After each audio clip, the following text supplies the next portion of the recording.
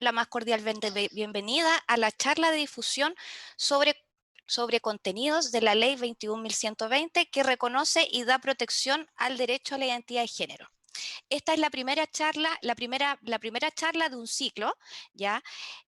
La segunda charla se les informa que será realizada el día 23 de septiembre y consistirá en un conversatorio con invitados quienes abordarán en su oportunidad la implementación y los problemas que es posible identificar en la aplicación de la referida de ley y que desde ya los invitamos cordialmente. Como introducción, antes de presentar a la expositora, referir que los comités de género y no discriminación de las Cortes de Apelaciones corresponden a estructuras territoriales encargadas de asuntos de género y no discriminación en cada jurisdicción y su función es la de articular y facilitar a nivel local las acciones promovidas por la ministra encargada de Asuntos de Género, señora Andrea Muñoz, y la Secretaría Técnica de Igualdad de Género y No Discriminación. Ello en el marco de la implementación y evaluación de la política de igualdad de género y no discriminación del Poder Judicial de Chile.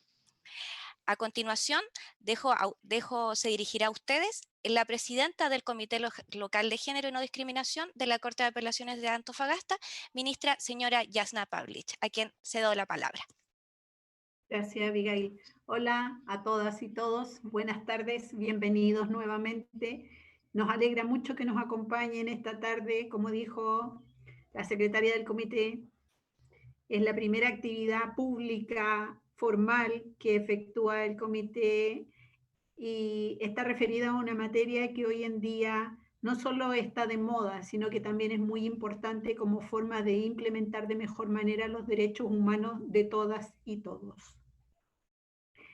Agradecemos muy profundamente a la magistrado Evelyn Montenegro la gentileza y la bondad de compartir sus conocimientos y su experiencia en la materia con todos nosotros y esperamos que esta sea una charla enriquecedora, no solo desde la perspectiva jurídica, sino también desde la perspectiva personal y cultural, que nos enseñe a mirar la relación con los demás de una manera más abierta, más completa y más respetuosa. También los dejamos cordialmente invitados para la continuación de esta charla que esperamos sea tan motivadora como ha sido esta.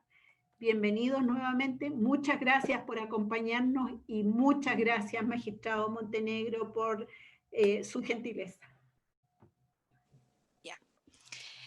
Muchas gracias, ministra. Para iniciar la charla voy a efectuar una presentación, en este caso, de nuestra expositora, a quienes desde ya agradecemos su participación. Magistrada Evelyn Montenegro Urrutia. La magistrada Montenegro es abogada de la Universidad de Chile, máster en Derecho de Familia, Infancia y Género, ya, programa impartido en conjunto por la Universidad de Jaén, España, e Instituto de Estudios Judiciales de Chile. Ingresó hace más de 10 años al Poder Judicial, ejerciendo como juez en el Juzgado de Familia de Calama y actualmente en el Juzgado de Familia de Antofagasta, cargo que asumió en el año 2011. Para efectos de poder explicarles la manera en que se va a realizar esta charla, advertimos y consideramos para efectos pedagógicos y que pudieran ustedes poder participar en aquella, que la dividimos en dos partes. La primera de ellas abordará aspectos conceptuales, tales como diferencias entre sexo, género, identidad de género y expresión de género. Además, la magistrada Montenegro se referirá al reconocimiento en el derecho internacional de los derechos humanos del concepto de identidad de género y luego, en definitiva, cómo esos principios fueron reconocidos y abordados por la Ley 21.120. Enseguida habrá un bloque de preguntas y comentarios para luego comenzar la segunda parte de la exposición, que se referirá a aspectos procedimentales de la ley. ¿Ya? Les pido por favor que mientras vaya avanzando la exposición puedan efectuar las preguntas en el chat. De esa manera, como somos bastantes, ¿ya? Yo puedo ir recopilando esas preguntas o comentarios para poder, en definitiva, ser la canalizadora con la expositora. ¿Ya? Si estiman pertinente además y quieren tomar la palabra para efectos de efectuar algún comentario, también indicarlo en el chat para considerarlo en la estructura. Ya. Dejo con ustedes a la magistrada Evelyn Montenegro.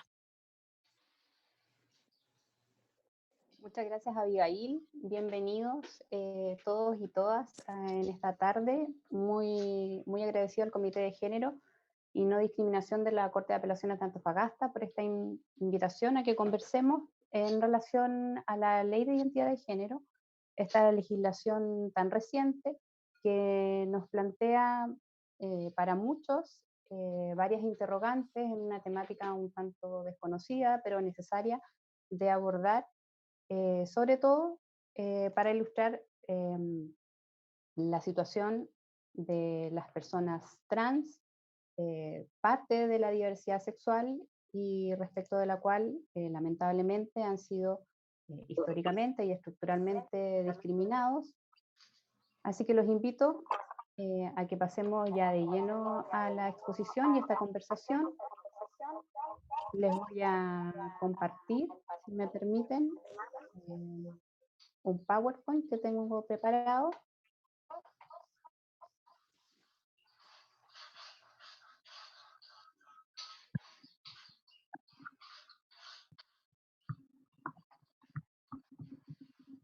Como indicó Abigail, voy a abordar en primer lugar algunas referencias al marco normativo nacional en primera instancia, internacional y principalmente abordándolo desde el área del derecho internacional de los derechos humanos. En primer lugar, vamos a hacer referencia en cuanto al marco normativo interno como antecedentes de la Ley de Identidad de Género, que tenemos la ley 17.344 que autoriza el cambio de nombres y apellidos en los casos que la ley indica. Esta legislación fue utilizada por la comunidad trans con anterioridad a la ley de identidad de género como una forma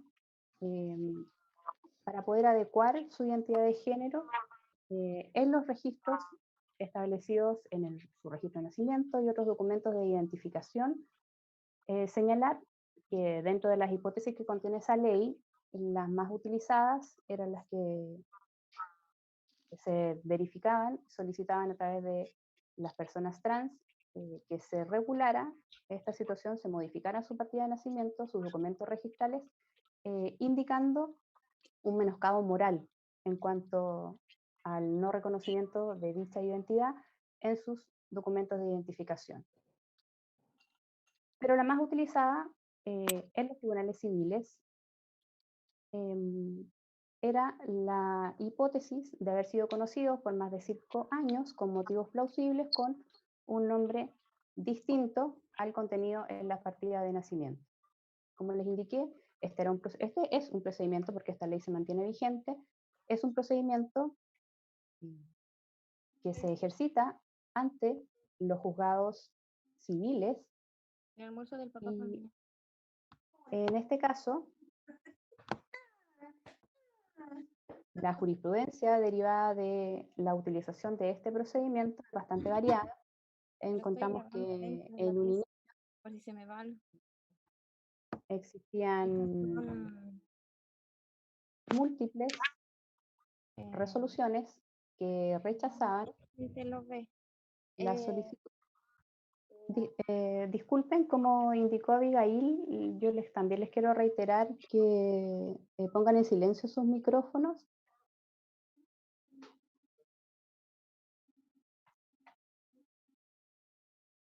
Bueno, como les indicaba, la jurisprudencia respecto de la utilización de este procedimiento fue bastante variada, avanzando en el tiempo en primer lugar, y en primera instancia muchas de estas solicitudes eran rechazadas, indicando los jueces de la instancia el no reconocimiento a la identidad sexual y la negatividad, en cuanto al cambio del nombre, por indicar en una instancia no encontrarse acreditados supuestos ante los juzgados con antecedentes psicológicos o psiquiátricos respecto al convencimiento del juez de la identidad de género autopercibida por el solicitante. Avanzando ya en el tiempo, en otras oportunidades se comenzó a aceptar por muchos jueces la modificación del nombre, más no del sexo registral, indicando en este caso que como requisito se requería la adecuación de la genitalidad de las personas trans a través de medios quirúrgicos, específicamente cirugías plásticas, para hacer concordante la solicitud de las personas trans con su realidad biológica. En los últimos años, y previos ya a la dictación de la ley 21.120, esta postura había sido ya un poco dejada de lado y se había accedido a la solicitud de cambio de nombre y sexo registral, pero en este caso más bien amparados en principios del derecho internacional de derechos humanos. Luego, como antecedente, contamos en nuestro ordenamiento interno con la ley 20.609, ley que establece medidas contra la discriminación, que es conocida coloquialmente como ley Zamudio. Esta legislación establece un mecanismo judicial y medidas sancionatorias para hacer efectivo el principio de igualdad y no discriminación, estableciendo en el contenido de la ley categorías expresamente vulnerables, y en su artículo segundo incorpora por primera vez a nivel normativo prohibición expresa de discriminación en razón a la identidad de género, la expresión del género y la orientación sexual. Finalmente llegamos en nuestro ordenamiento jurídico a la ley 21.120, que reconoce y da protección al derecho a la identidad de género.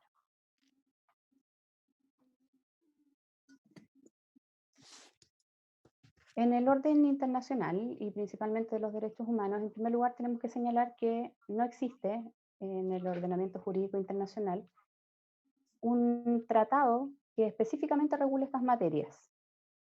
Sin perjuicio de ello, en primer lugar debemos hacer referencia a los principios de Yogyakarta, que surgen en el contexto de Naciones Unidas, es redactado por expertos en materia de Derecho Internacional de los Derechos Humanos en una reunión que fue celebrada en Indonesia del 6 al 9 de noviembre del 2016, y en ese contexto se establecieron 29 principios que fueron aprobados por todos los expertos que asistieron a dicha reunión relativos a la orientación sexual, identidad de género, con la finalidad de orientar la integración y la aplicación de normas del derecho internacional de los derechos humanos a los distintos estados en relación a la comunidad LGTBI.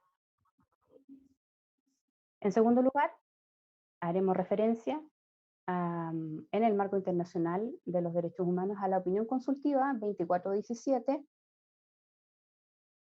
emitida el 24 de noviembre del año 2017 por la Corte Interamericana de Derechos Humanos ante una solicitud que efectúa la República de Costa Rica.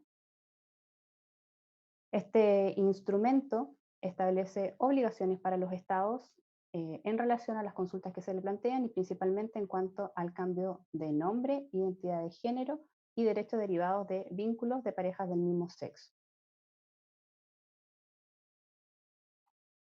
En este instrumento me voy a detener algunos minutos señalando en primer lugar que tiene especial relevancia la opinión consultiva 2417, dictada esta en el marco de lo dispuesto en el artículo 64 de la Convención Americana sobre Derechos Humanos, que establece las facultades de la Corte en orden a ser esta intérprete auténtica de la Convención Americana de Derechos Humanos, pasando a formar parte en consecuencia del contenido de la propia Convención. A raíz de lo anterior, y para nuestro ordenamiento jurídico tiene especial relevancia, considerando la obligatoriedad de dicha norma en relación a lo que dispone el artículo 5º, inciso 2 de nuestra Constitución Política, y por lo tanto podrá formar parte de la decisión judicial incorporando dicha normativa directamente como fundamento de la resolución judicial. Ya lo ha realizado la Corte Suprema en instancias incluso anteriores a la dictación de la Ley sobre Identidad de Género. Para estos efectos solo recordar un fallo bastante contundente que es del 29 de mayo del año 2018, rol Corte 70.584-2016, si ustedes quieren profundizar más en este fallo y en la forma en que analiza y contextualiza el derecho internacional y el derecho interno relativo a esta materia, pueden directamente ubicarlo en el banner que tiene establecido especialmente el Comité de Género de la Corte Suprema. Ahí pueden encontrar, además de esta jurisprudencia, otras normas de derecho internacional, como las que yo me referí, y jurisprudencia de la Corte Suprema y otros documentos de relevancia en este tema.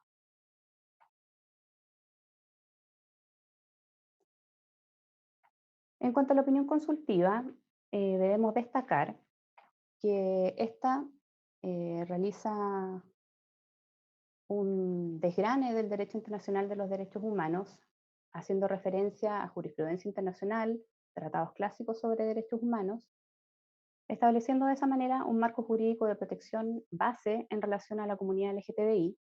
Concluye la Corte, en definitiva, para estos efectos, que la orientación sexual, la identidad de género y la expresión del género son categorías amparadas por el artículo primero, número 1 de la Convención Americana sobre Derechos Humanos y, por lo tanto, son categorías expresamente protegidas ante cualquier acto o práctica discriminatoria basada en la orientación sexual, la identidad de género o la expresión del género.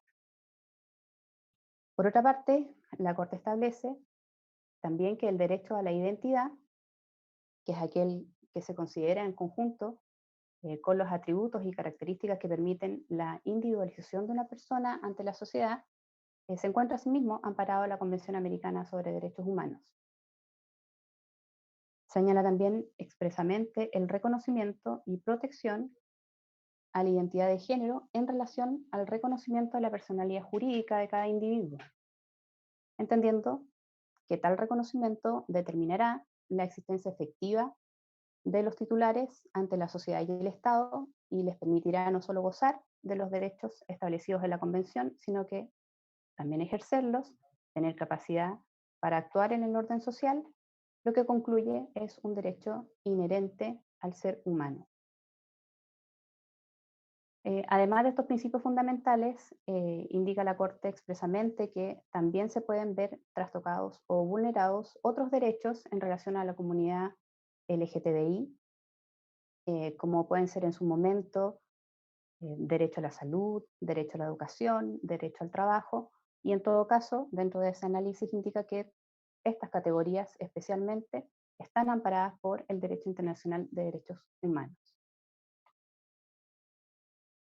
La opinión consultiva, por otra parte, también nos ilustra con una serie de términos que son de relevancia. En primer lugar, indicar que, sin perjuicio, que se habían establecido algunas definiciones en materia de observaciones realizadas en Comité de las Naciones Unidas, la opinión consultiva avanza mucho más y establece este glosario de distintos términos, a los cuales yo haré referencia y serán parte de la invitación al conocimiento que los queremos llevar hoy día a través de esta charla. En primer lugar, vamos a hacer referencia a la definición de sexo que contiene la opinión consultiva y hace referencia a las diferencias biológicas entre hombre y mujer, y estas diferencias se referirán a las características genéticas, hormonales, anatómicas y fisiológicas que determinan la clasificación entre hombre y mujer, entre macho y hembra. Relacionado con este concepto, encontramos también el concepto de sexo asignado al nacer, que trasciende al concepto de sexo biológico como masculino o femenino y está asociada a la determinación del sexo como una construcción social que se realiza por terceros, generalmente profesionales del área médica,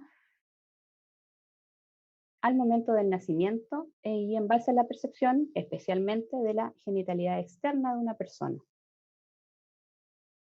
En cuanto al género, indica, se refiere a las identidades, a las funciones y los atributos construidos socialmente respecto del hombre y de la mujer, al significado social y cultural que se atribuye a las diferencias biológicas de los sexos. Relacionado con este término también, nosotros encontramos dentro del marco jurídico el concepto de estereotipos o roles de género, que corresponderán en este caso a una construcción social, a un conjunto de ideas que determinan el comportamiento de los hombres y mujeres. Es una especie de guión preestablecido para las personas en relación a lo que se espera de cada uno de los sexos. Por ejemplo, respecto de las mujeres o el género femenino, se espera de su conducta que ellas sean delicadas, sumisas, y que en cuanto a sus labores se dediquen al cuidado de los niños, al cuidado de los enfermos. Para los hombres, en tanto, se esperan que estos sean firmes, rudos, y que dentro del hogar cumplan una función principalmente de proveedores. En cuanto a la orientación sexual, esta se refiere a la atracción emocional, afectiva y sexual por una persona de un género diferente o del mismo género, o de más de un género, así como las relaciones íntimas y o sexuales con esas personas.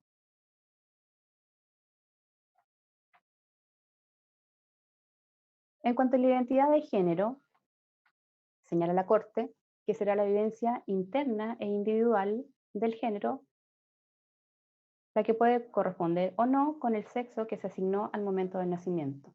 Es por lo tanto un criterio subjetivo que corresponde a una evidencia personal e individual respecto del propio cuerpo y puede o no incluir la modificación de la apariencia o de la función corporal a través de medios quirúrgicos o de otra especie, siempre y cuando estos sean libremente elegidos por las personas y además de incluir otras expresiones del género.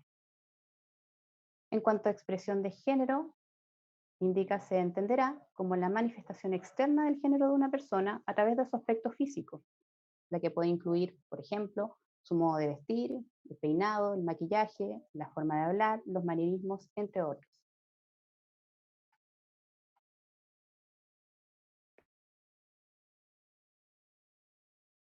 Define además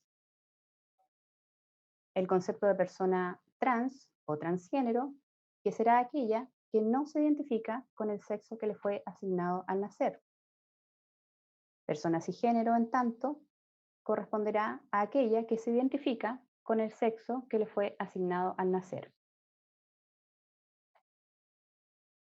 En relación a estos conceptos, encontramos también los conceptos de cisnormatividad y de heteronormatividad. La primera hace referencia a la idea o a la expectativa en relación a que todas las personas son cisgénero. Se espera que las personas se desarrollen y se mantengan en relación al sexo que le fue asignado al momento de su nacimiento. En cuanto al concepto de heteronormatividad, corresponderá a un sesgo cultural a favor de las relaciones heterosexuales, las cuales serán consideradas como normales, naturales o ideales y preferidas por sobre las relaciones del mismo sexo o las relaciones del mismo género. Estos conceptos anteriores se relacionan además con un concepto que se ha denominado sexo binario, sistema binario del género, que corresponde a un modelo social y cultural que predomina en nuestra cultura occidental y considera que el sexo y el género abarca estas únicas dos categorías rígidas en cuanto a lo masculino y lo femenino, en cuanto a la diferenciación entre hombres y mujeres. Por último, yo voy a hacer referencia a la sigla LGTBI, que corresponde, también lo define la Corte, como las siglas que hacen referencia a lesbianas, gay, bisexual, trans o transgénero e intersex. Estas siglas en general se utilizan para describir a los diversos grupos de personas que no se ajustan a las nociones convencionales o tradicionales de los roles del género femenino y masculino.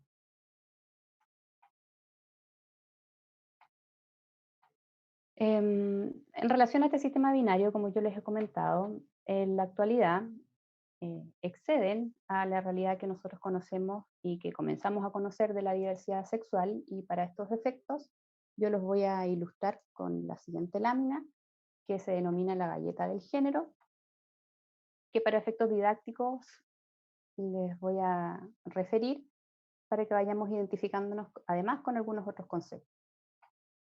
En cuanto a la identidad del género, como vemos en esta línea,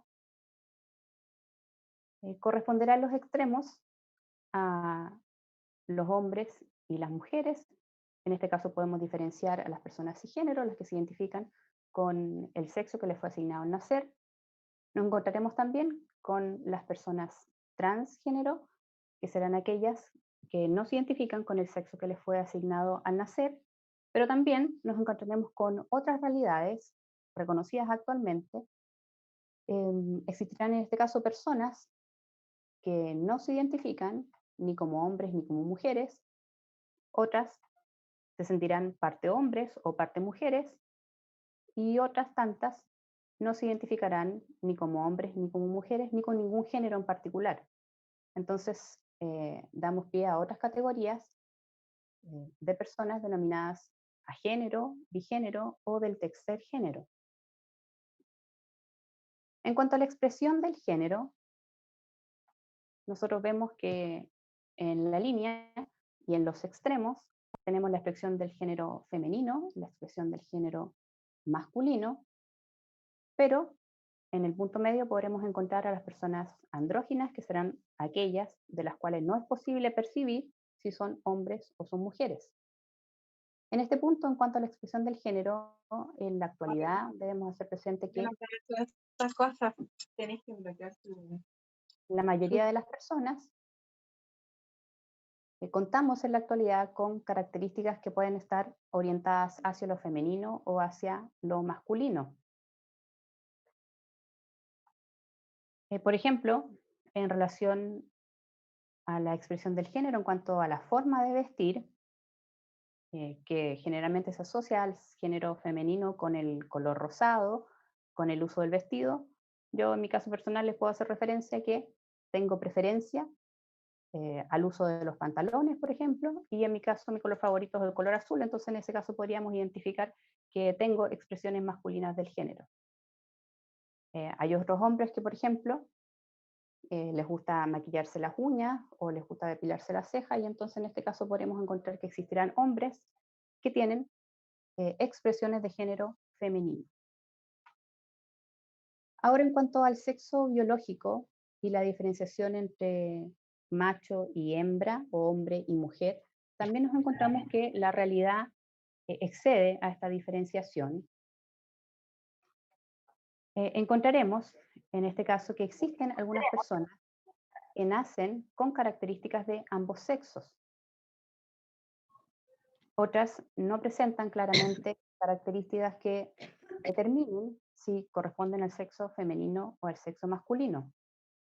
Otras personas presentan a nivel genético, un poco más difícil de identificar a simple vista, diferencias en cuanto al binomio clásico, como ustedes saben, XX o XY, que determina hombres o mujeres, y existen personas que genéticamente presentan características cromosómicas como XXY o X0. Todas estas personas corresponderán, son identificadas como personas intersex o intersexuales. Respecto a la orientación sexual, también encontramos una gama mucho más amplia de posibilidades que las referidas a la heterosexualidad o la homosexualidad. En este punto encontraremos personas que se sienten atraídas por personas de ambos sexos, que denominaremos personas bisexuales. Por otra parte, encontramos personas que no sentirán atracción por ninguno de los sexos, que corresponderán a personas asexuales o asexuadas, y otras personas que se definen, por ejemplo, como pansexuales, que corresponderán a personas que señalan poder sentir atracción por personas de cualquier sexo o de cualquier género. Esto es una síntesis de las categorías que nosotros podemos encontrar en cuanto a la diversidad sexual actualmente existente en el mundo. Sin perjuicio de ello, nosotros tenemos que hacer notar que más allá de las etiquetas o las clasificaciones que hacemos notar en esta presentación, debemos entender que todas las personas independientemente de su clasificación, se encuentran amparadas por el principio de igualdad y no discriminación y, en consecuencia, con la garantía del respeto de todos sus derechos en tanto seres humanos. Volviendo al contenido de la opinión consultiva,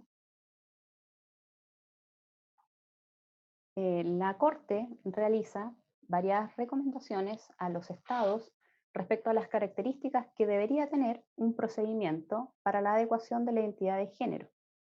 Establece la Corte, en primer lugar, que el procedimiento debe estar enfocado siempre a la adecuación integral de la identidad del género sentida y por lo tanto debe permitir el cambio de nombre, la rectificación del sexo y del género en los documentos registrales, la adecuación de las imágenes fotográficas que corresponden a los registros pertinentes y además todos los documentos que el interesado estime relevantes para el ejercicio de sus derechos. Señala también la Corte que este procedimiento deberá estar basado únicamente en el consentimiento libre e informado del solicitante, sin que se pueda exigir certificaciones médicas y o psicológicas u otros antecedentes que puedan resultar no razonables o patologizantes respecto del solicitante. En cuanto a los procedimientos que se adopten, deben ser estos confidenciales y los documentos que se generen en cuanto a la nueva identidad no deben reflejar los cambios de los que fueron objetos en cuanto al género. Recomienda la Corte que los procedimientos que se adopten sean lo más expedito posibles y que tiendan a la gratuidad.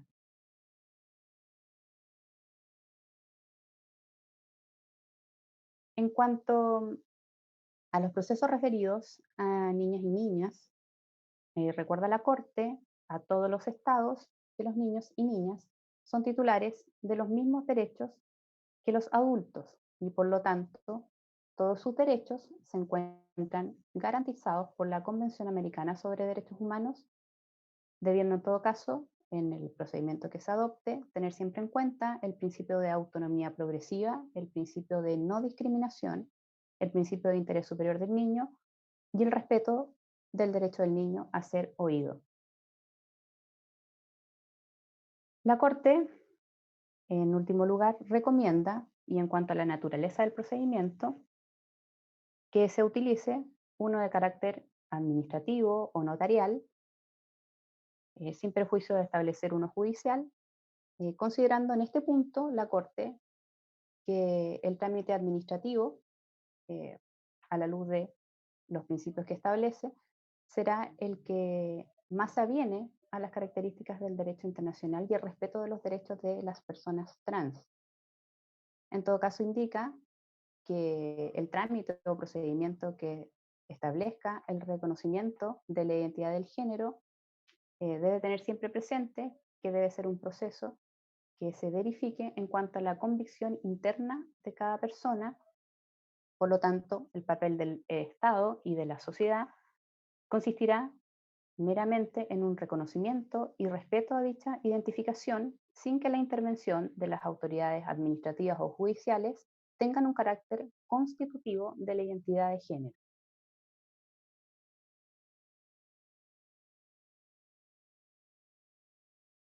Ahora ya entrando de lleno en la ley 21.120, nuestra ley que reconoce el derecho a la identidad de género, indicamos en primer lugar que la ley define el derecho a la identidad de género como la facultad de toda persona cuya identidad de género que no coincida con su sexo y nombre registral podrá solicitar para estos efectos la rectificación de dichas partidas. En cuanto a la identidad de género, según la ley, establece que será la convicción personal interna de ser hombre o mujer, tal como la persona se percibe a sí misma, la cual puede o no corresponder con el nombre que le fue asignado al nacer. Podrá o no involucrar la modificación de la apariencia o de la función corporal a través de tratamientos médicos, quirúrgicos u otros, siempre y cuando estos sean libremente escogidos. En relación a lo anterior y al concepto de identidad de género, nosotros notamos o hago notar una leve diferencia al concepto que nosotros recogimos de la opinión consultiva 2417 de la Corte Interamericana, al señalar que el concepto que está recogido en nuestra legislación es un tanto más restringido y hace referencia, como ustedes lo ven, a la convicción interna de ser hombre o mujer. Y en este caso, la legislación optó por un concepto un tanto más reducido, como ustedes lo ven, respecto al reconocimiento que existe a nivel internacional en cuanto a otras realidades o a otras maneras de sentir el género.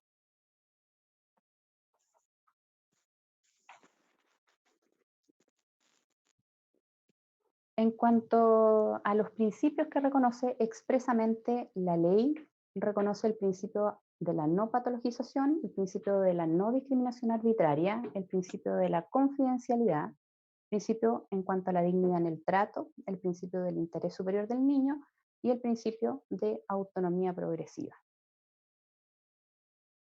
Respecto a estos principios, me voy a detener solo momentáneamente en cuanto al principio de no patologización. La ley indica expresamente que toda persona trans tendrá derecho a no ser tratada como enferma y, consecuente con ello, no se podrán requerir antecedentes médicos, psicológicos o exámenes físicos para acceder a la modificación del nombre y sexo registral. Como un dato anexo, nosotros debemos también señalar que en cuanto a este principio de no patologización en el derecho internacional de derechos humanos, esto también ha sido de amplio debate a raíz de la insistencia de la comunidad trans y de la diversidad sexual en la Organización Mundial de la Salud. Como ustedes pueden saber, desde el año 90 fue quitado de los manuales médicos como una patología. En cuanto a la transexualidad, la OMS solamente quitó de la clasificación internacional de enfermedades SI-11 únicamente en el año 2018 a la transexualidad, reconociendo de esa manera el principio de no patologización a nivel internacional y que, como ustedes ven, nuestra legislación está expresamente establecido. Ahora, en cuanto al principio de interés superior del niño y de autonomía progresiva, a la luz de los principios del derecho internacional, nosotros tenemos que hacer una breve referencia a que estos son acogidos de una manera un tanto, yo lo voy a decir, un tanto restringida en relación a la concepción y el resguardo de los derechos de los niños a nivel internacional. Como vamos a ver en lo sucesivo de esta exposición, nuestra ley sobre identidad de género solo permite la modificación del nombre y sexo registrales en cuanto a los adolescentes, esto es las personas entre 14 y 18 años. Y en cuanto a la autonomía progresiva, nosotros también vemos que la legislación lo recoge de una manera un tanto restringida, ya que exige, para que se puedan acoger a un procedimiento en los adolescentes en este caso, de adecuación de sus documentos registrales, que la acción deba ser cursada por los representantes legales de los adolescentes. Con estas indicaciones generales, vamos a concluir la primera parte de esta presentación. En la segunda parte nos abocaremos directamente a los procedimientos que establece la Ley de Identidad de Género para adecuar el nombre y sexo registral en cuanto a la identidad de género autopercibida. Abigail. Sí, aquí estoy. Voy a dar lectura a algunos comentarios y preguntas que se han efectuado durante el desarrollo de la charla. En primer lugar, Sergio Contador Núñez indica que me interesa mucho aprender del programa de acompañamiento profesional que considera la ley de identidad de género. ¿Cómo ejecutar el programa a partir del reglamento de la ley? Entiendo que se tratará de una segunda capacitación. Efectivamente, don Sergio, el día 23 de septiembre se efectuará una segunda charla o segunda ya aquí conversatorio en el cual contaremos dentro de los invitados al médico Antonio Zapata, quien es el jefe de unidad de incongruencia de género del Hospital Regional de Antofagasta y quien además nos podrá en esa oportunidad exponer y explicar mucho más respecto de su inquietud. El objetivo de esta charla en esta primera oportunidad era abordar desde una perspectiva conceptual, ya que consideramos muy relevante darle contenido, en definitiva, a los conceptos, que muchas veces no se manejan o se confunden, ¿ya? Para luego poder, en definitiva, identificar las problemáticas que podrían verse involucradas, ¿ya? Esa es la primera observación. La segunda dice, quiero decir que no todas las personas trans buscan la reasignación biológica ni tampoco hormoniarse. Es un prejuicio. Lo otro importante dice dentro del lenguaje hablar con la E, con la letra E, porque si no se neutraliza a otras identidades que existen. En ese punto, Evelyn, ¿algo que señalar? Efectivamente, la ley contempla expresamente y relacionado con el principio de no patologización, em, la exigencia explícita en la legislación de no requerir bajo ningún respecto la adecuación ni la utilización de ninguna práctica quirúrgica, ni médica, ni hormonal para acceder al cambio de nombre y sexo registral. Esta, esta es una lucha que sigue la comunidad trans durante toda la tramitación del proyecto. Tenemos que hacer referencia que también es un anhelo en cuanto a la historia que vivimos previa de la utilización de la ley del cambio de nombre y apellido que se seguía o que se utilizaba a falta de una legislación en este aspecto en los tribunales civiles, porque muchas veces se vieron truncados los anhelos de las personas trans en orden a hacer coincidente su identidad autopercibida del género con sus documentos registrales, indicando expresamente los jueces de la instancia que no dan lugar a la adecuación de los documentos de identidad por no haber efectuado las personas trans una práctica quirúrgica, muchas veces eh, una cirugía plástica de adecuación de su genitalidad. Eso absolutamente está proscrito por el derecho internacional de los derechos humanos, no debe ni puede exigirse bajo ningún respecto, incluso, también lo indica la Convención Internacional sobre Derechos, eh, la Convención Interamericana sobre Derechos y la Corte en este aspecto, que tampoco, y avanzando un poco más allá, tampoco se pueden exigir modificaciones en cuanto a la expresión del género. O sea, incluso esa categoría, más allá de los mecanismos quirúrgicos, hormonales u otras, también se encontraría amparada y bajo ningún respecto se pueden requerir este tipo de modificaciones, considerando que este derecho humano es un derecho de autopercepción. Entonces es bien difícil que se realicen este tipo de exigencias en cuanto a un sentir y una vivencia interna. Y así está reconocido en el derecho internacional y también, como lo señalo, en nuestra legislación. Ya, muchas gracias.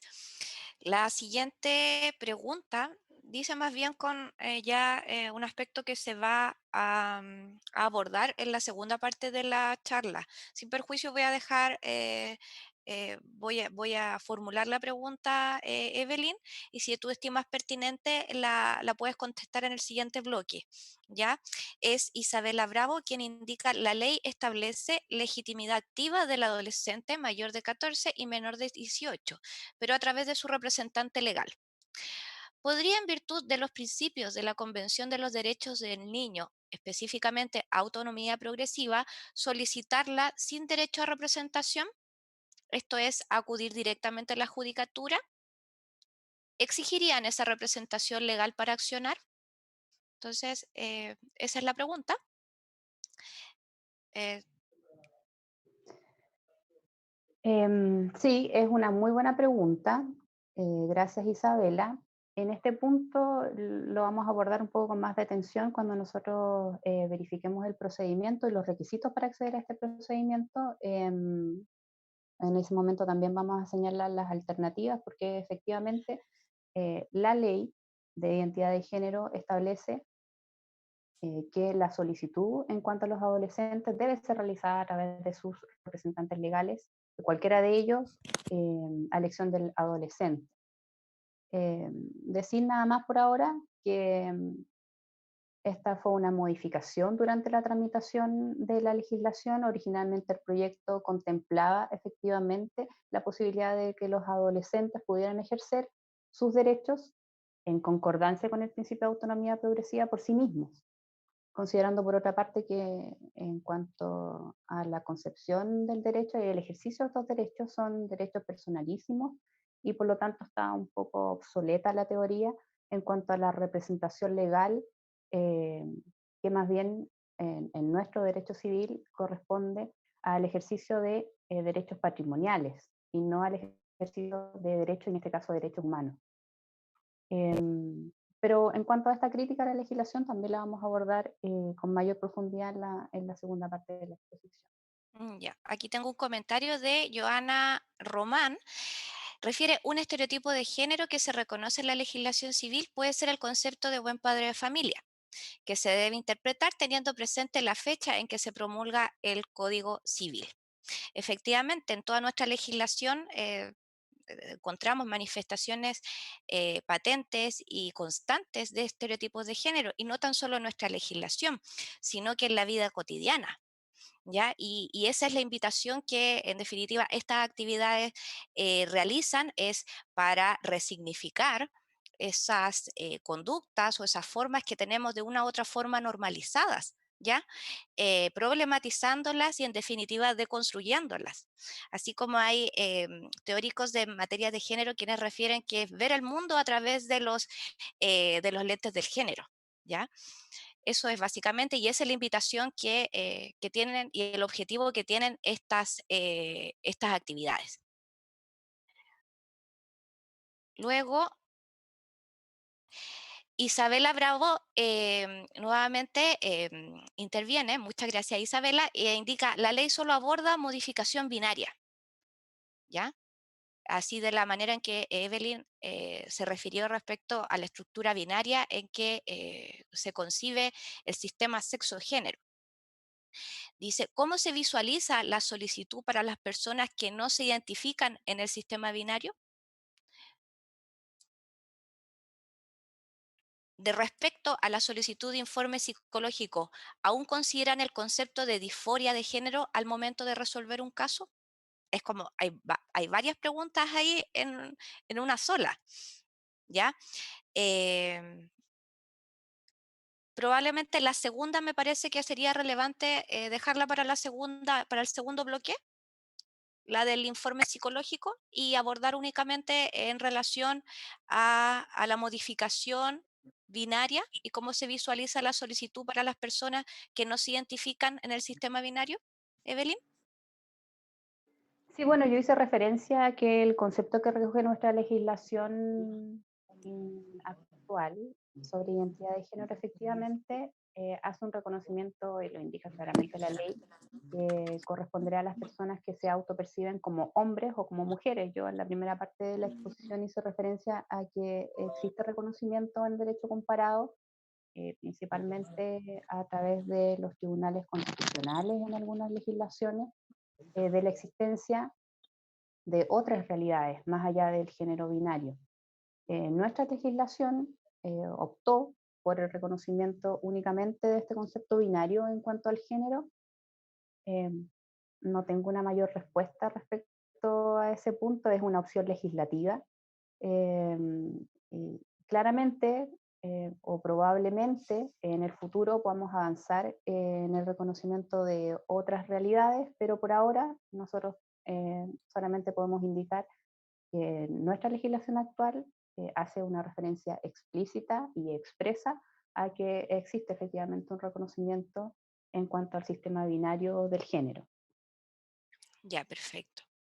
Tengo otra pregunta de Isabela Bravo, pero la voy a dejar para la segunda parte, ya, y que dice relación, reitera la pregunta en torno a la necesidad o no de contar con un representante legal para deducir la acción de menores de, en este caso, eh, menores de 14. Dice, la declaran inadmisible si un joven de 15 años acude sin representante legal a entablar la solicitud. ¿Volverán al proceso contradictor o le darán curso aplicando las normas de la convención? Eso lo vamos a abordar en la segunda parte de la exposición para para darle una coherencia. Aquí hay otro em, comentario de Jessica Simin que se señala la sigla LGBTQI+, a fin de incorporar a toda la comunidad. Efectivamente, es un buen punto. Ya actualmente sí se utiliza dicha sigla. ¿Algo que agregar, Evelyn, en ese punto? Sí, efectivamente, la sigla LGTBI, como estableció la Corte en su momento, es una sigla que actualmente puede no reconocer toda la diversidad sexual. Yo algo hice referencia cuando les mostré la lámina de la existencia de otras realidades que no están comprendidas en esas siglas. Efectivamente, dentro del reconocimiento de la diversidad actualmente se habla propiamente más en el sentido de comunidad LGTBI+, que incorpora o hace referencia a una diversidad mucho más amplia y que dice referencia a la sigla LGTBI porque es la que eh, hasta el momento o establece directamente la Corte Interamericana, pero nosotros conocemos que efectivamente la realidad en cuanto a la diversidad sexual es cada vez más amplia. Nosotros podemos entender que de todos los millones de personas que existen en el mundo, actualmente nosotros podríamos decir que existen una diversidad sexual y de género y de identidad y de expresión sexual que podría corresponder a toda la cantidad de millones de personas que existen en el mundo. Entonces, toda esta diversidad, como yo dije, más allá de las calificaciones, nosotros debemos entenderla desde que a todas se les debe reconocer su su derecho a la libertad, su derecho a la expresión, su derecho a la dignidad, en tanto todos aquellos, independientes de la clasificación, están comprendidos dentro del género humano y deben y pueden gozar de todos los derechos que se reconocen a todas las personas. Ya. Y finalmente, hay dos preguntas más, perdón. Una consulta, ¿hablarán sobre las circulares? Esa es una de las preguntas. Evelyn. Ahí tendrían que especificarme un poco la pregunta. Sí, es que tengo el nombre de la persona que Puede, efectuó la puede, pregunta. puede ser que se refiera a las circulares del Ministerio de Educación, del Ministerio de Salud en ese punto. Sí, ahí vamos a Em, pedir revisión, ¿ya? Para luego poder desarrollarla. Y ahora sí, creo que finalmente tenemos la última pregunta. Dice, Toño, hola, ¿qué pasa si un menor de 18 años solo uno de los padres autoriza el cambio de sexo registral y el otro lo rechaza? No sé si eso lo vas a abordar en la segunda parte o derechamente. Lo vamos a guardar la pregunta para responderlo Perfecto, cuando nosotros nos aboquemos a los principios, en este caso, al procedimiento propiamente tal que establece la ley. Y efectivamente es un punto a discutir en esa materia. perfecto. Muchas gracias. Ahora comenzamos la segunda parte. Esperamos que no sea tan agotador, ¿ya? Porque es difícil poder Voy a mantener hacer el esfuerzo. Voy a Es hacer el esfuerzo. difícil poder mantener la concentración bajo esta modalidad, pero estamos haciendo nuestro mayor esfuerzo para que sea lo más dinámico posible. Vamos con la segunda parte, Evelyn. Ya, perfecto. Muchas gracias, Abigail. Nuevamente les voy a compartir la pantalla.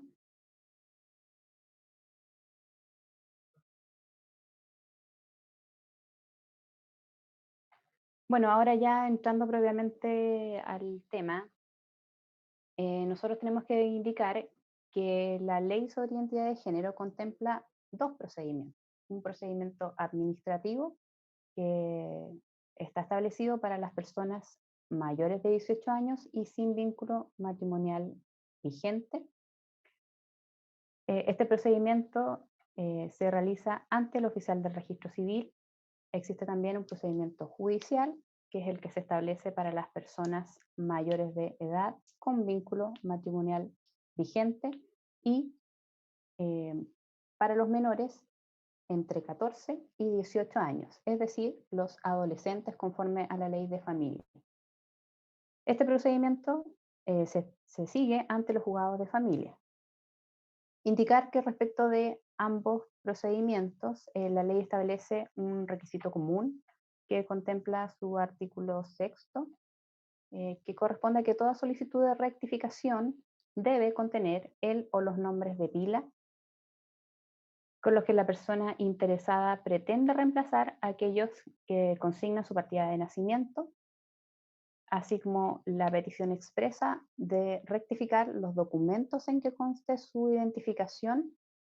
Los solicitantes también pueden indicar que su nombre de pila se mantenga siempre y cuando esa solicitud no sea equívoca respecto a su nuevo sexo registral.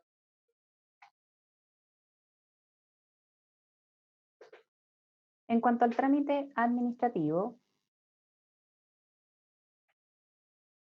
como indicamos, debe contemplar este primer requisito en cuanto a su solicitud, indicar los nombres de pila con los cuales se pretende reemplazar al que le fue asignado al momento del nacimiento. Se presenta ante el registro civil y el solicitante debe acreditar su identidad, indicar no contar con vínculo matrimonial vigente y ser mayor de edad. El registro civil verificará estas condiciones, la mayoría de edad, el vínculo matrimonial no vigente, y informará en ese momento al solicitante respecto de los efectos jurídicos de su petición. Luego citará al solicitante junto a 2 testigos hábiles a una audiencia especial que celebrará para estos efectos. En la audiencia, el solicitante y sus testigos deberán declarar respecto de que éste, es decir, el solicitante, conoce las implicancias jurídicas respecto de su solicitud. Luego se levantará un acta de lo actuado y en todo caso la ley establece expresamente que no podrá requerir ningún antecedente adicional. En el plazo de 45 días, el director nacional del registro civil dictará una orden de servicio en la cual establecerá si acoge, rechaza o declara inadmisible la solicitud. En cuanto al rechazo, debemos indicar que únicamente se puede verificar por no haberse acreditado la identidad o no haber declarado el solicitante o sus testigos conocer los efectos jurídicos de su solicitud. Por otra parte, únicamente puede ser declarada inadmisible por ser el solicitante menor de edad o contar con un vínculo matrimonial no disuelto. En ese caso, tiene la obligación el registro civil de informar respecto del procedimiento judicial que se encuentra establecido en la ley para estos efectos. En cuanto al procedimiento judicial, tenemos en primer lugar que este se encuentra establecido para los adolescentes, es decir, para las personas mayores de 14 años y menores de 18 años. Esta solicitud se ejerce ante el juzgado de familia del domicilio del solicitante. Debe ser realizada por los representantes legales del adolescente o alguno de ellos a elección del adolescente. La petición debe ser fundada, debe contar con antecedentes de hecho y de derecho los cuales se funda con peticiones concretas. Debe señalar las razones conforme a las cuales, a juicio del solicitante, la pretensión que hace valer resulta beneficiosa para el adolescente En esta solicitud puede acompañar los antecedentes que se estimen pertinentes, especialmente los que pueden hacer referencia al contexto psicosocial o familiar del adolescente. El tribunal, verificadas las condiciones de admisibilidad, citará al adolescente junto a quien haya presentado la solicitud a una audiencia preliminar. Esta audiencia preliminar tiene principalmente como objetivo informar al adolescente respecto de los efectos jurídicos de su solicitud y que el adolescente ejerza su derecho a ser oído. Sin perjuicio de lo anterior, la ley establece expresamente que el adolescente puede hacer uso de su derecho a ser oído en todas las instancias del procedimiento y no únicamente en la audiencia preliminar. Se podrán acompañar, como ya dije, los antecedentes relativos al área psicosocial o familiar del adolescente y podrán acompañar además los antecedentes que indica el artículo 17 de la ley, que indica informe psicológico o psicosocial que dé cuenta de acompañamiento profesional por al menos un año previo a la solicitud e informe psicológico o psicosocial que descarte la influencia determinante de terceros.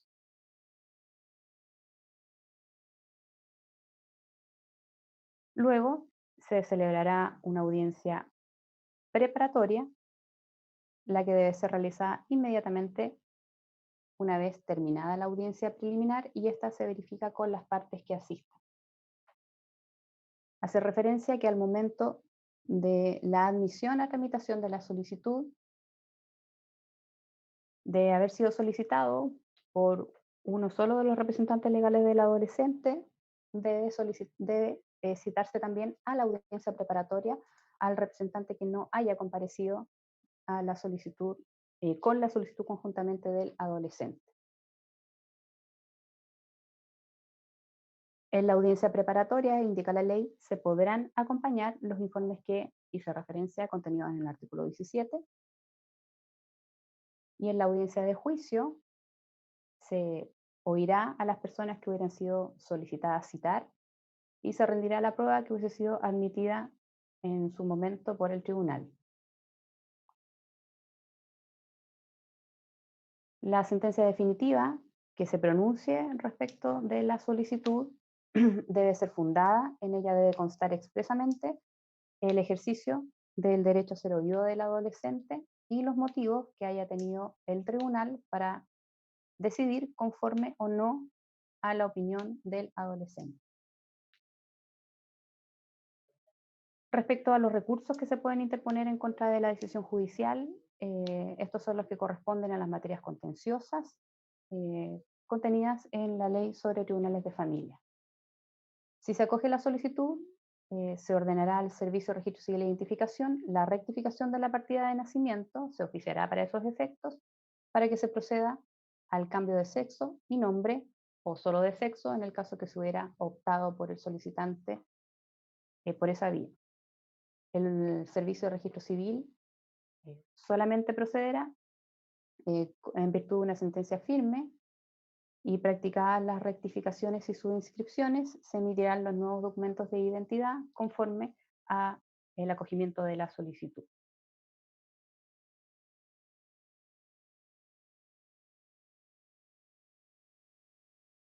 En relación a las personas con vínculo matrimonial vigente, en este caso debemos hacer presente que no solamente podrán ser mayores de edad, conforme a lo que establece nuestra ley de matrimonio civil, también podrán ser personas adolescentes que puedan tener vínculo matrimonial vigente, considerando que se pueden casar las personas mayores de 16 años.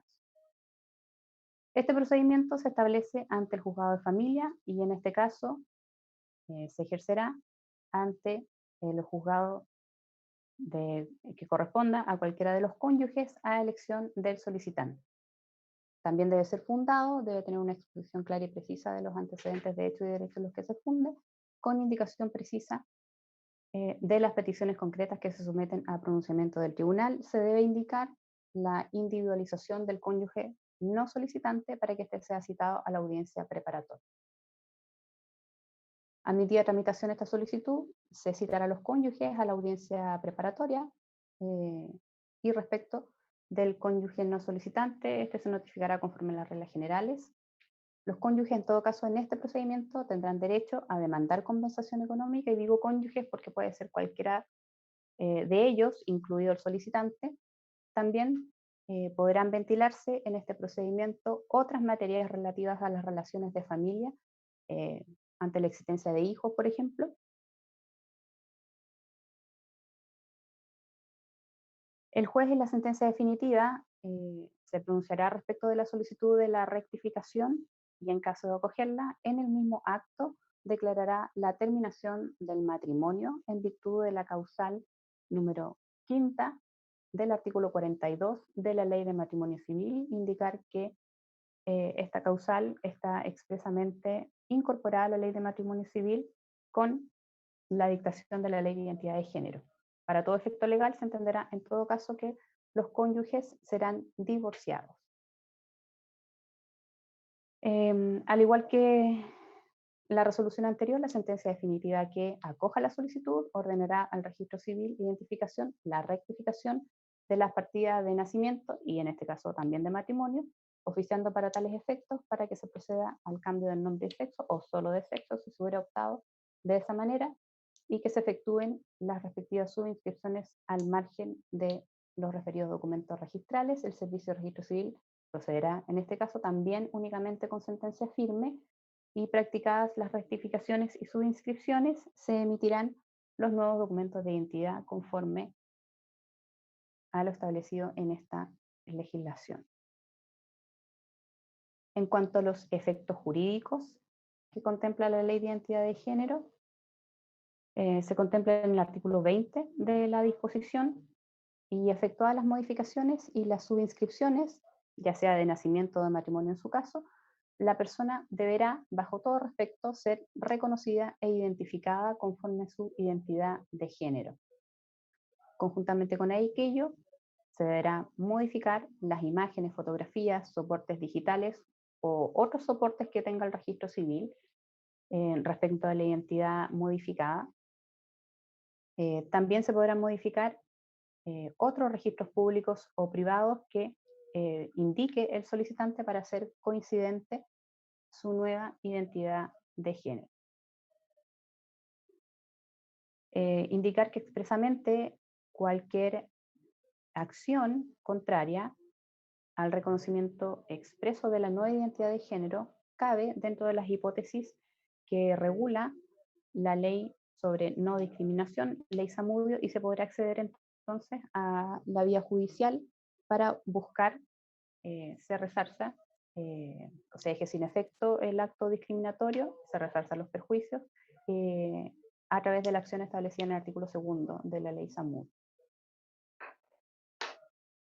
En cuanto a los efectos jurídicos en relación a terceros, indicar que una vez efectuada la rectificación de sexo y nombre, esta podrá ser oponible ante terceros, es decir, tendrá validez frente a terceros. La rectificación de la partida de nacimiento, en todo caso, señala la ley expresamente, no afectará la titularidad de los derechos y obligaciones patrimoniales que pudieran corresponder a la persona establecidos con anterioridad a la modificación de sus documentos registrales. Tampoco afectará las relaciones provenientes del derecho de familia en todos sus órdenes y grados, las que se mantendrán inmodificables, señala la ley.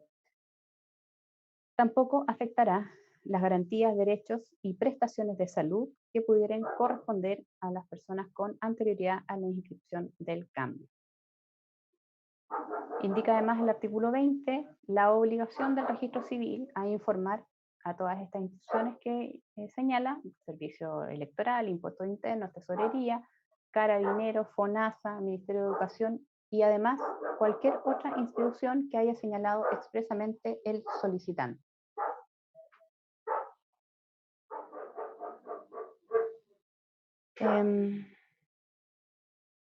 Esos básicamente los procedimientos que establece nuestra legislación. Para dar pie al análisis, efectivamente, como ya lo han visualizado los participantes de esta reunión, existen acá varios elementos que merecen análisis. En primer lugar, respecto de la capacidad para actuar de los adolescentes, indicar que efectivamente la legislación contempla que la legitimación activa en el procedimiento judicial establecido en relación a los adolescentes debe ser ejercido a través de sus representantes legales.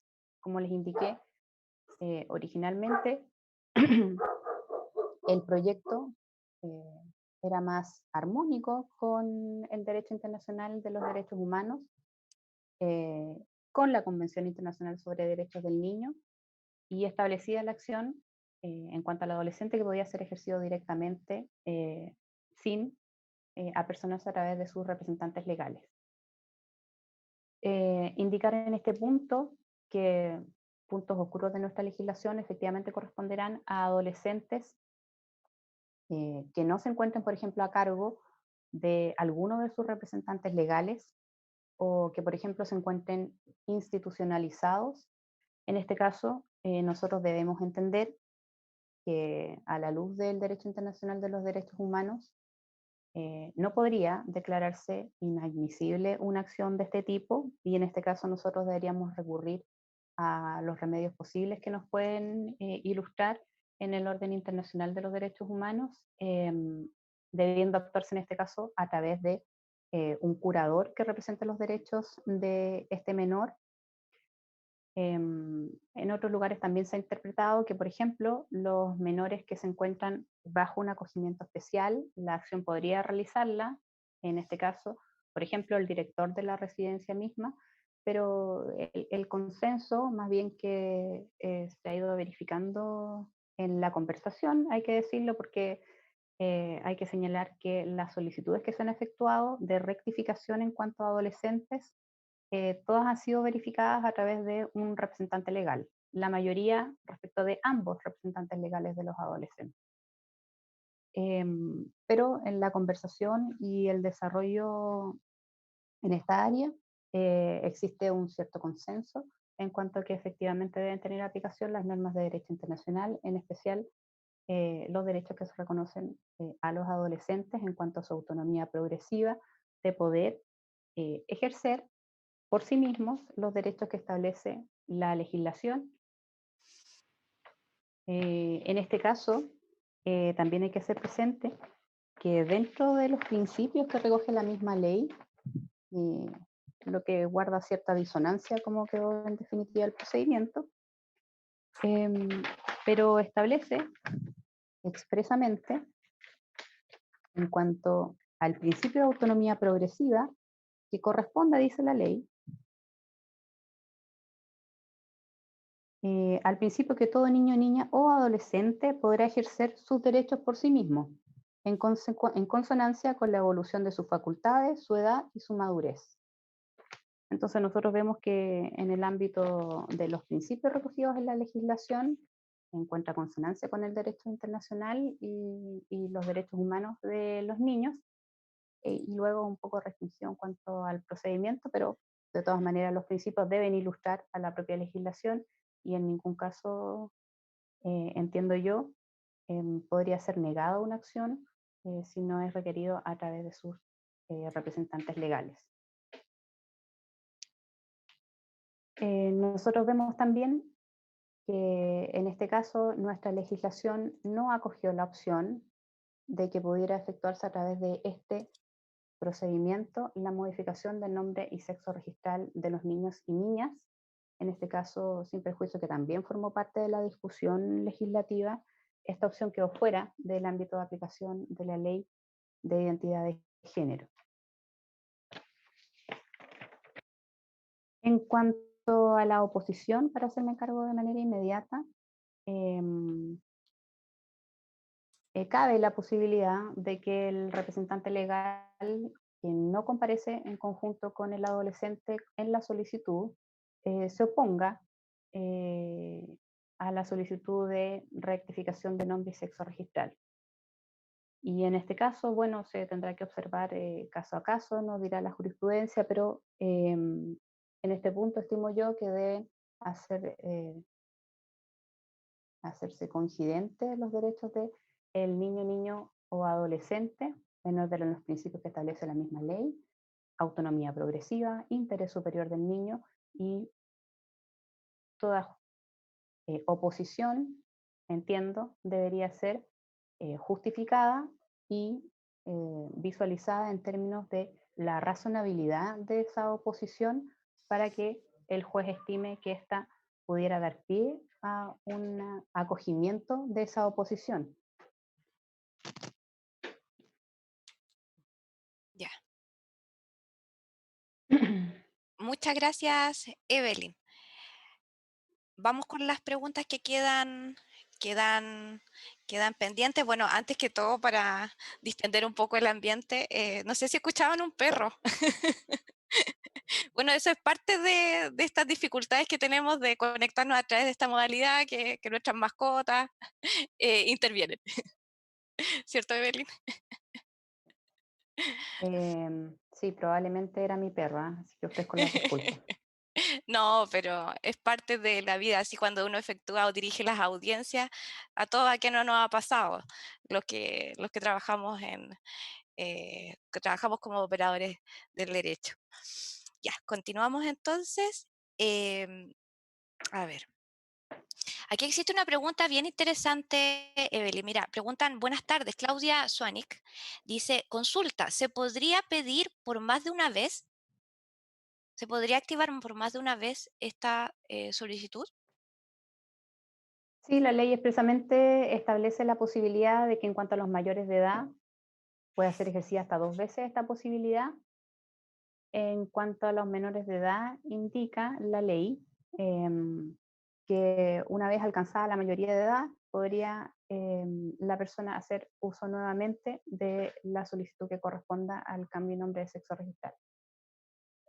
La diferencia en el trato en cuanto a los adolescentes y los adultos, la verdad yo no tengo una explicación razonable, pero así quedó establecida en el texto legislativo. Sí, así es en el derecho comparado se presentan estas situaciones y que probablemente se van a presentar en definitiva mientras continúe o la implementación de esta ley. Mientras pasen algún tiempo se van a ir presentando nuevos desafíos. Sí, y son las nuevas problemáticas que van a enfrentar todos los operadores de justicia y los actores sociales que intervienen en estas materias, educación, salud y todos aquellos que tienen algún tipo de intervención. Em, en relación, algo relevante que tiene esta ley y para contextualizar y dar una introducción a la pregunta de una de las tantas preguntas de Isabela, a quien le agradecemos su participación activa en esta actividad, es respecto se mencionó de personas que tuvieran algún vínculo vigente y específicamente que esta ley introdujo, si mal no recuerdo, una causal de divorcio. Y desde ese punto de vista, Isabela pregunta, si un adulto desea cambiar su identidad de género, ¿ya? Y está casado, como en Chile no existe el matrimonio igualitario, la ley obliga a divorciarlo, ¿sí? Eso es lo que ella reflexiona. La pregunta que hace, ¿cómo ponderarían un caso así si las personas adultas no desean el divorcio, quieren seguir casados y las normas internacionales de derechos humanos y el concepto de familia que establece la Corte Interamericana de Derechos Humanos para los efectos jurídicos que tiene un divorcio? Entonces, lo que hace Isabel, al parecer, a ver si logro seguir el razonamiento, es que refiere que no necesariamente una persona que quiera, en definitiva, efectuar un cambio, ¿ya? Cambiar su identidad de género, va a querer divorciarse. A mí me parece que no hay impedimento para ello. No sé, yo no es una condición la solicitud cambio con en definitiva el divorcio. ¿O sí, Evelyn? ¿En la práctica? O sea, bueno, aclarar que conceptualmente no es una causal de divorcio. Hay Ya, que aclarar ese punto. ya, No es una causal de divorcio, es una consecuencia que establece nuestra legislación como una causal de término del matrimonio, en todo caso, para efectos del registro en los certificados de matrimonio, se entenderán como divorciados, porque sería muy largo que se estableciera a raíz de el acogimiento de la sentencia definitiva por el procedimiento utilizado para el cambio del nombre y sexo registral. Em, Se entienden divorciados, pero no es bajo ningún efecto, bajo ninguna circunstancia una causal de divorcio. Perfecto. Es una causal establecida expresamente en la legislación que pone término al matrimonio. No hay una opción para los cónyuges respecto a la mantención del vínculo matrimonial. Y esto es básicamente a raíz de la discusión legislativa, en que expresamente en las actas del legislativo eh, se verificó esta discusión y en definitiva la legislación nace a la luz de esta manera porque nuestros legisladores no contemplan por ahora la posibilidad de que exista un matrimonio igualitario. Y expresamente en las actas del Congreso se dejó establecido que aun cuando existiera voluntad de las partes en orden a mantener el vínculo matrimonial, eh, dando cabida a la adecuación de la identidad de género del solicitante, esta no era una vía posible porque se indicó expresamente que a través de esta vía podía significar una especie de vía de introducción o una vía de escape respecto al acogimiento del matrimonio igualitario, que como sabemos no existe una decisión legislativa aún en este punto. Ya, muchas gracias. Otra pregunta que Jamie, ¿qué pasa con los menores de 14 años?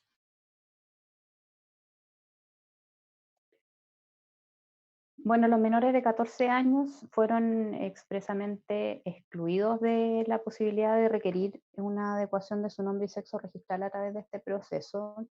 Fue, fue una lucha que también intentaron levantar los padres de los niños y las niñas trans. Em, Existió mucha discusión en el Congreso, nuestra Corte Suprema fue bastante activa, el Poder Judicial en general es bastante activo en cuanto a acompañar información relevante en este punto en relación a los niños y niñas. Eh, Se acompañaron variados antecedentes en cuanto al derecho internacional, derecho comparado y sobre todo de derechos humanos en relación a las niñas y niños, pero la legislación y nuestra legislación de identidad de género dejó expresamente excluida la posibilidad de que los niños y niñas pudieran acogerse a esta legislación y a través del proceso que establece judicial para los menores de edad. Decir en todo caso al margen que esta opción claramente no se aviene con el derecho internacional de los derechos humanos en relación a los niños y niñas. En la Convención Internacional de Derechos Humanos, en cuanto a las observaciones que ha realizado el Comité de Derechos del Niño, en los últimos años expresamente se ha indicado que los niños y niñas y adolescentes, en primer lugar, son personas, están contempladas dentro de los tratados internacionales de derechos humanos, tienen derecho a la identidad, tienen derecho al reconocimiento de su orientación sexual, de su identidad de género. También lo han reconocido fallos anteriores a la introducción de la ley sobre identidad de género. Ha existido en nuestra jurisprudencia acogimiento de solicitudes de niñas y niñas en relación a la adecuación de su nombre y sexo registral, en virtud, y muy bien argumentado, en base al derecho internacional de derechos humanos que le corresponde a todos los niños, y la Corte, como ustedes lo escucharon al principio, la Corte Interamericana expresamente indica y reconoce que los niños en tanto personas, por supuesto, tienen los mismos derechos que los adultos en este caso. Nosotros podemos decir que eh, es un poco un resabio del concepto en cuanto a la legislación, en cuanto a la infancia,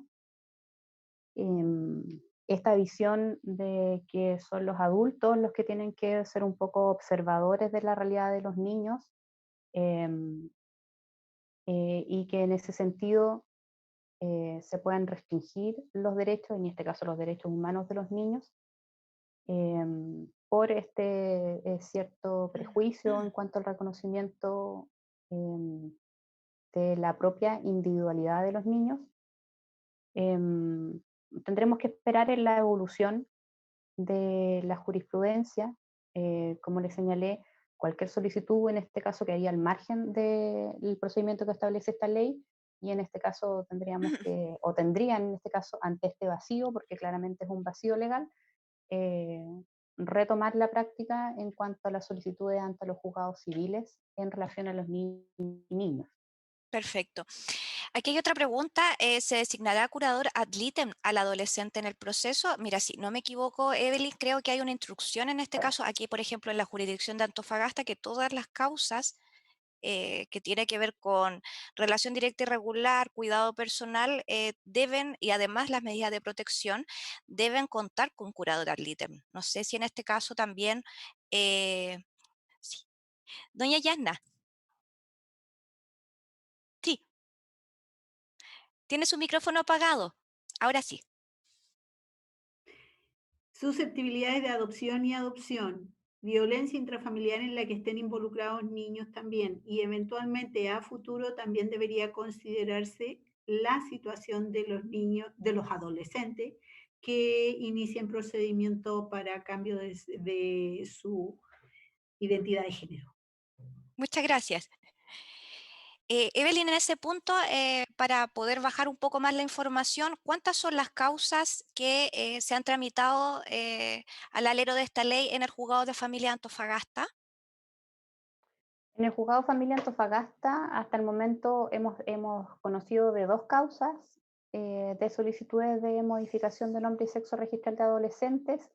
Hay que señalar que sin perjuicio de las etapas que yo señalé, en cuanto a las audiencias, estas pueden ser sostenidas todas en una única audiencia y de manera sucesiva, es decir, la audiencia preliminar, preparatoria y de juicio.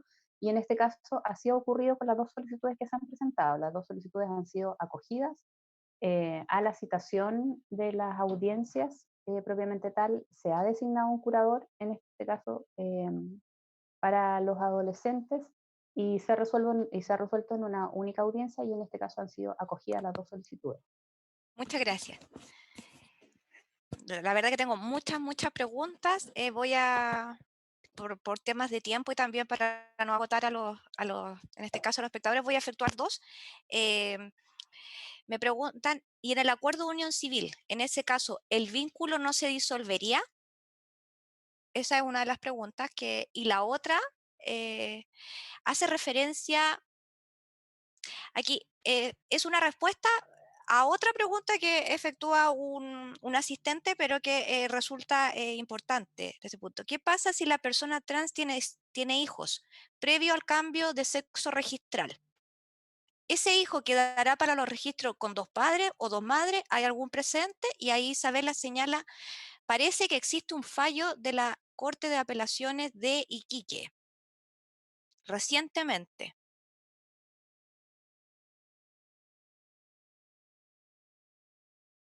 Recientemente dice que revocó un fallo del juzgado de familia de dicha ciudad donde se había rechazado modificar el nombre y sexo rectificado de madre trans en certificado de nacimiento de su hijo, ordenando al registro civil a realizar la modificación pasando de ser padre a madre.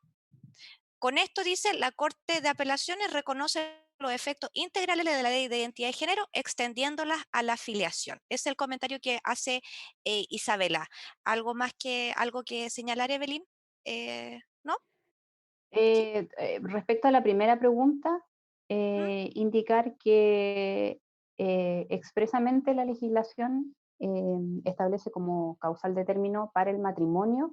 Bajo ningún respecto se puede entender que esta debería abarcar en un civil, además considerando que la ley de unión civil para estos efectos fue también una vía de salida del legislativo frente al no acogimiento del matrimonio igualitario.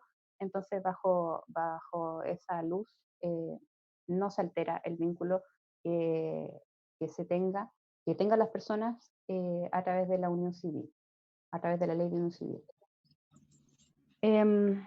Respecto a la modificación de de la partida de nacimiento, en este caso, nuestra legislación indica que los documentos que se modifican son aquellos del solicitante.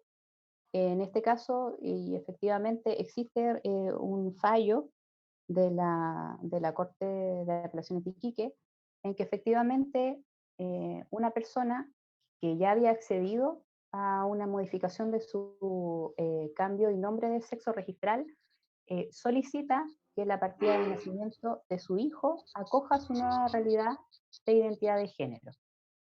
En este caso, yo he revisado someramente el fallo, pero en este caso el juez de la instancia niega esta posibilidad, indicando que no está contemplado entre las hipótesis a las que se refiere la ley.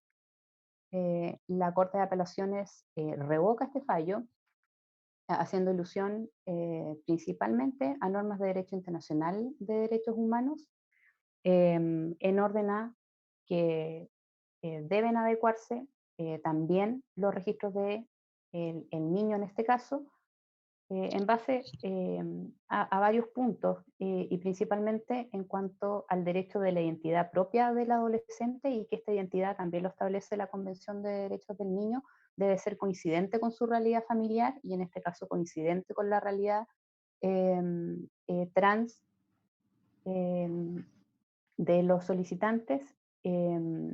También indica expresamente la Corte en este punto que, y en una alusión que hace el juez de la instancia al interés superior del niño, que todas las decisiones judiciales en este punto, y como ya se nos hizo referencia por la Corte Interamericana en cuanto al fallo Atala Rifo Niñas contra el Estado chileno, que bajo ningún respecto se puede observar el interés superior del niño en base a prejuicios en cuanto a la orientación sexual y en este caso a la identidad de género.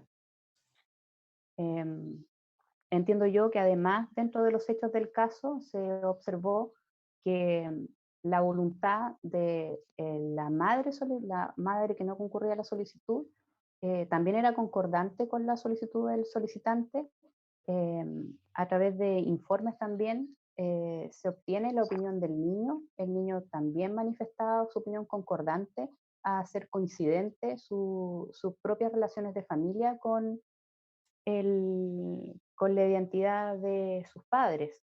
Entonces, bajo esa luz y al amparo de principios de derecho internacional de derechos humanos, creo yo, fue concordante con esas normas y acogido de manera efectiva y concordante con esa realidad, como digo, normas de derecho internacional. En este caso yo Gracias. coincido con ese fallo. Gracias, Evelyn. Para que puedan a lo mejor efectuar una lectura a las personas que estén interesadas, el rol es 117/2020, familia, ¿ya? Es una sentencia dictada por la Corte de Apelaciones de Iquique el 31 de agosto de 2020, ¿ya? Para que puedan seguir profundizando. Quedaron pendientes algunas preguntas respecto y que las voy a dejar anotadas para el día 23 de septiembre, porque los dejamos cordialmente invitados, ¿ya? Que dice relación con las circulares, ¿ya? Y con el acompañamiento psicológico. Eso se va a abordar. Sí, yo solamente quiero hacer presente en ese punto que en relación a los adolescentes hay que tener presente que los principios que establece la Ley de Identidad de Género claramente en cuanto a la no patologización y en cuanto al reconocimiento del derecho fundamental de los adolescentes en cuanto a su propia autopercepción del género, nunca puede estar verificado a través de antecedentes médicos o psicológicos. La legislación es clara en establecer que todos estos antecedentes que se pueden acompañar a la solicitud, que se pueden solicitar en la audiencia preparatoria, son todos establecidos en la ley de manera condicional. Bajo ninguna manera estos son obligatorios. Y eso hay que dejarlo claro porque de esa manera, y de acogerse de esa manera, volveríamos entonces al principio de patologización respecto de los adolescentes en esta área, y no conforme con el principio fundamental y el derecho, en base al derecho internacional de derechos humanos, que esta es una evidencia personal. En todo caso, no se puede pedir la reafirmación en otros antecedentes de una evidencia interna. Ya. Y en cuanto a las circulares, solamente hacer referencia que efectivamente existen circulares en salud y en educación, que en cuanto a los órganos del Estado, efectivamente establece el reconocimiento en las atenciones de salud, en cuanto a la identificación de las personas, en cuanto a su nombre social. En cuanto a los establecimientos educativos, también establece una obligación directa de los establecimientos educativos de reconocer la identidad de género y en el caso de los niños, incluso am, adecuar su infraestructura eh, y el orden interno de los establecimientos educativos para también acoger el nombre social en relación a los niños y niñas trans. Ya. Muchas gracias, Evelyn. Vamos a dar por finalizada esta charla. Antes que todo, agradeciéndote por tu disponibilidad y por estar muy abierta a responder todas las preguntas e inquietudes. Además, la charla va a quedar de todas maneras grabada, se encuentra disponible en la página de poderjudicial.tv, creo, .cl. Señalarles y nuevamente reiterar la invitación, agradecerle su participación en esta actividad y ya los dejamos invitados para el día 23 de septiembre a las 15 horas por esta misma modalidad, por vía Zoom, para un conversatorio en este caso sobre la implementación y aplicación de la ley 21.120, donde la verdad que vamos a tener 4 panelistas que resulta en definitiva, son cuatro miradas respecto a la misma problemática. En primer lugar va a estar acompañándonos la magistrada Macarena Rebolledo del segundo juzgado de familia de Santiago, quien expondrá sobre el protocolo de atención en causas de la identidad de género, que fue elaborado en dicho tribunal y que en definitiva fue replicado a nivel nacional como modelo, ya como base para la elaboración de los otros protocolos. En segundo lugar, va a estar la magistrada, nuevamente agradecemos, Evelyn Montenegro, quien abordará el caso de la Corte Interamericana de Derechos Humanos. Es una sentencia aquí dictada por la Corte Interamericana en marzo del 2020, Azul, Rojas, Marín y otras versus Perú, donde en definitiva es condenado el Estado peruano. Y vamos a abordar, la charla abordada principalmente a la obligación que tienen los funcionarios judiciales de todos los estamentos respecto de la necesidad de las actuaciones diligentes y la investigación oportuna de los hechos. En tercer lugar, vamos a tener de invitado a Antonio Zapata, médico jefe de la Unidad de Incongruencia de Género del Hospital Regional de Antofagasta, quien expondrá respecto a la situación regional en la materia y además nos dará datos estadísticos. Va a ser muy interesante y finalmente, creo que en definitiva para nuestro trabajo es la expositora más importante, que es Macarena Sayés. Macarena Sayés es la presidenta de la agrupación Trans Arcoíris de la ciudad de Antofagasta, quien efectuará una exposición respecto a su testimonio más que nada vivencial y además de su rol activista en la materia. Además nos ilustrará cómo ha ido cambiando un poco la perspectiva y las prácticas o las conductas discriminatorias que pueden en definitiva manifestarse, se han manifestado dentro de la comunidad, de este caso trans. Así que, sin más que decir, muchas gracias por su participación y los esperamos el día 23 de diciembre. Hasta luego. Chao.